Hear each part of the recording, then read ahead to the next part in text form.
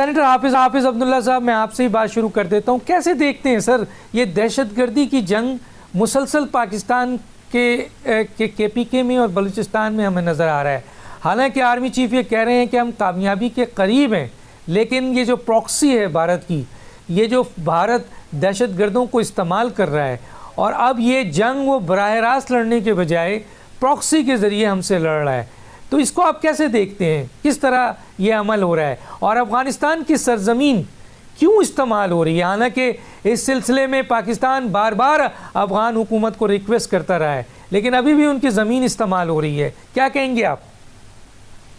بسم اللہ الرحمن الرحیم. بہت شکریہ ڈاکٹر صاحب. بنیادی طور پر تو میں بحثت شہری اور بحثت جمعیت علماء اسلام کے ایک ورکر سیاسی کارکن، جمعیت علماء اسلام کا موقف تو یہی ہے کہ پاکستان کی سرزمین میں پاکستان کے خلاف یا عوام کے خلاف، ریاست کے خلاف جو بھی منفی سرگرمی ہو، مسلح سرگرمی ہو، جمعیت علماء اسلام اس کی بھرپور مذمت بھی کرے گی اور مخالفت بھی کرے گی اور کرتی رہی ہے.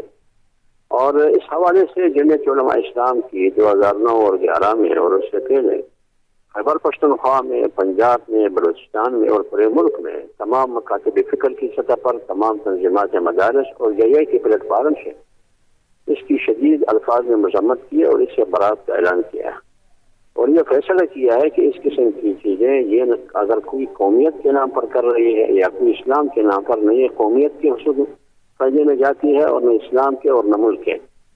بنیادی اصولی موقف تو ہمارا ہے. دوسری بات یہ ہے کہ جہاں تک آپ کے سوال کہ یہ دہشت گرد کیوں، اب سوال یہ ہے کہ بلوچستان میں اور خیبر پختونخوا میں دہشت گردی کیوں؟ اگر بات پاکستان کی ہے تو پاکستان تو 4 صوبوں کا نام ہے، پنجاب بھی ہے، سندھ ہے، خیبر پختونخوا اور بلوچستان میں ہے. لیکن 20-22 سال سے ہم دیکھ رہے ہیں کہ یہ دہشت گردی کی عنصر صرف 2 صوبوں تک محدود ہے. یہ بہت بڑا سوال ہے، اس کا جواب ہم ڈھونڈ رہے ہیں لیکن جواب نہیں مل رہا ہے.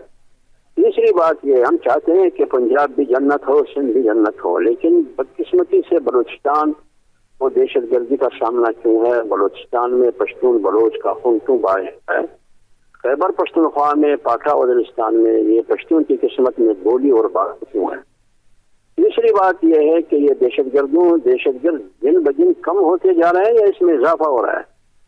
جب جنرل مشرف کا تو جنرل مشرف نے کہا کہ بلوچستان کا مسئلہ بلوچ نہیں ہے بلکہ 3 سردار ہے، سردار عطا اللہ خان مینگل، نواب اکبر بکھی اور نواب خیر بخش مری. سردار عطا اللہ خان مینگل اب بھی اس دنیا میں نہیں ہے، نواب مری بھی نہیں ہے، نواب اکبر خان بکھی کو تو مشرف نے کہا کہ میں نے ہٹ کیا. اب کیوں دہشت گردی ہے؟ یہ سوال، یہ جواب کون مجھے دے گا یا کون کو؟ افغانستان کی بات کی، بات یہ ہے کہ جب افغانستان میں اشرف غنی اور کرزئی کی حکومت تھی، وہاں انڈیا کا ایک بہت بڑا مؤثر رول اور کردار تھا. 16 قونصل خانے بشمول NBC وہاں افغانستان میں کام کر رہے تھے. یہ منطق تو سمجھ آ رہی تھی کہ بلوچستان سے دہشت گرد آ رہے ہیں، لیکن اب سوال یہ ہے، اور یہ سوال میں کر رہا ہوں پاکستان سے، پاکستان کے ارباب اختیار اور ارباب اقتدار سے، کہ وہ کون تھا جنہوں نے یا کون تھے جنہوں نے کہا کہ 40 سے 45 ہزار جنگجو کو ہم پاکستان لے آ رہے ہیں، ان کے ساتھ ہماری مصلحت ہوئی ہے، ان کے ساتھ ہم نے ہاتھ ملایا ہے. اب وہ کون تھے؟